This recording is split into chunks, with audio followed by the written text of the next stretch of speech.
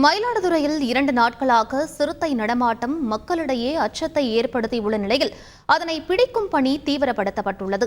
இது பற்றிய கூடுதல் விவரங்களை எமது செய்தியாளர் சேதுராமன் சொல்ல கேட்கலாம். வணக்கம் சேதுராமன், சிறுத்தையை பிடிப்பதற்கு என்ன நடவடிக்கை எடுக்கப்பட்டிருக்கு?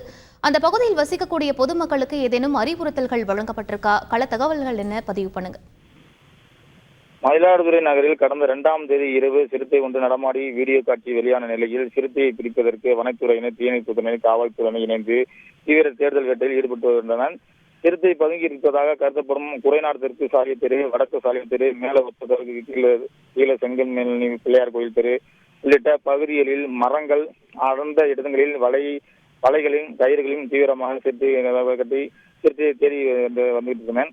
மேலும் முதலில் தென்பட்ட இடம் துவங்கி அதன் பாதை வழியாக எவ்வாறு இருக்கும் என்பது குறித்து சேட்டலைட் புகைப்படம் கூகுள் மேப் உதவியுடன் அது தற்போது இடம் குறித்து வரையறை செய்து வருகின்றனர். மேலும் ட்ரோன் கேமரா உதவியுடன் ஆய்வு செய்யும் பணியும் நடைபெற்று வருகிறது. இந்த நிலையில் தூப்பனாங்குளம் இரகிலி தெருவில் அறுவடை இயந்திரத்தின் மேல் படுத்து தூங்கிக் கொண்டிருந்த ஒருவர் சிறுத்தையை கண்டதாக சொன்னதை பார்த்து அவர் அளித்த தகவலின் பேரில் வனத்துறையினர் அந்த பகுதியில் முகாமிட்டு சிறுத்தையை தேடி வருகின்றனர். சிறுத்தை கால் தடம் கண்டுபிடிக்கப்பட்ட மார்க் செய்யப்பட்டுள்ளது. தொடர்ந்து அப்பகுதியில் பொதுமக்கள் வீடுகளில் விட்டு வெளியே வர வேண்டாம், குழந்தைகள் பாதுகாப்பு வைக்க உள்ளுமாறு ஒலிபெருக்கி மூலமும் எச்சரிக்கை விடுக்கப்பட்டு வருது.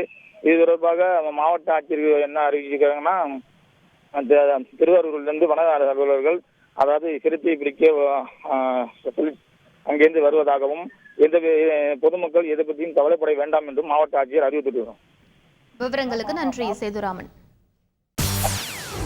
செய்திகளை உடனுக்குடன் தெரிந்து கொள்ள உடனே சப்ஸ்கிரைப் பண்ணுங்க.